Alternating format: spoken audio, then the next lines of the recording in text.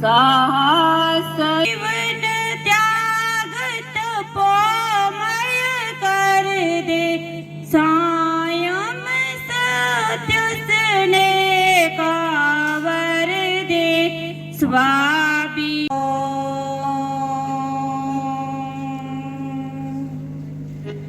ओम भूर्भुवः स्वः तत्सवितुर्वरेण्यं भर्गो देवस्य धीमहि धियो यो न प्रचोदयात्। ओम भूर्भुवः स्वः तत्सवितुर्धियो यो न प्रचोदयात्।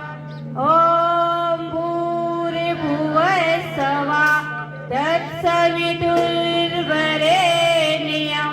भर्गो देवस्य धीमहि धियो यो न प्रचोदयात्। सरस्वती वंदना वंदना स्तुति। हे हंस सलामती दे, अम्ब विमलमति दे, जग सिर मोर बनाए भारत बह। हमारे वेद पुराणों में वर्णन आता है 4 वर्णों का, जिनको उनके कर्मों के आधार पर बांटा गया था। लेकिन कुछ अलगाववादी सोचों ने और कुछ विभाजनकारी तत्वों ने उन वर्गों को जात पात और ऊंच नीच में बांट दिया।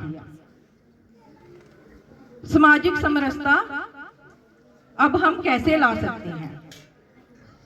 हमें इस ऊंच नीच जात पात के भेदभाव को मिटाना होगा।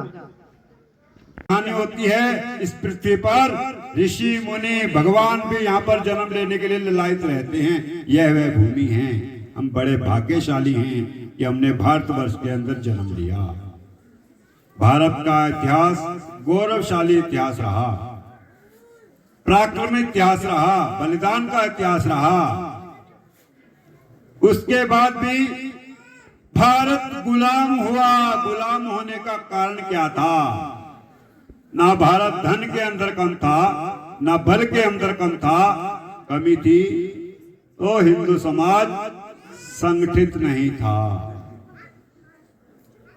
मुगल आए, वर्षों तक सनातन को समाप्त करने के लिए तलवार के बल के ऊपर हमारे मठ मंदिरों को तोड़ा, लाखों लाखों हिंदुओं का कत्लेआम किया। कहते हैं 700 बरस तक मुगल यहाँ पर राज कर गए। उन्होंने तलवार के बल के ऊपर ये सब किया। मुगल चले गए, अंग्रेज आ गए। 250 बरस तक वो भी भारत पर राज करके गए, ऐसा बताते हैं। भारत के ऊपर अंग्रेज आए, उन्होंने हमारी शिक्षा नीति के ऊपर आघात डाला।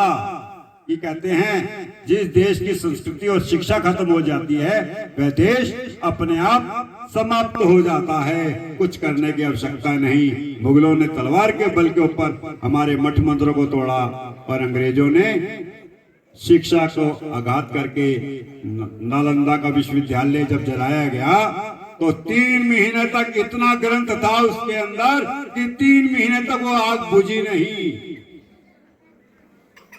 भारत गुलाम हुआ तो गुलाम होने का कारण क्या ध्यान में आया? ना हिंदू धर्म में कम है, ना बल में कम है। कमी है तो हिंदू समाज संगठित नहीं है।